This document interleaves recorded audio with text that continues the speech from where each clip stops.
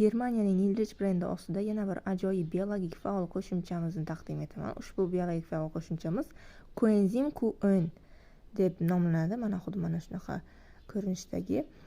Bu biologik faol qo'shimcha asosan yurak xastaliklari uchun mo'ljallangan, yurakni baquvvat qiladigan, organizmdagi barcha to'qimalarini qayta tiklaydigan, energiya beradigan, ichdan yoshartiradigan juda ham ajoyib biologik faol qo'shimchamiz. Mana shunaqangi sharikcha ko'rinishida. Bu iliq suv bilan ichiladi.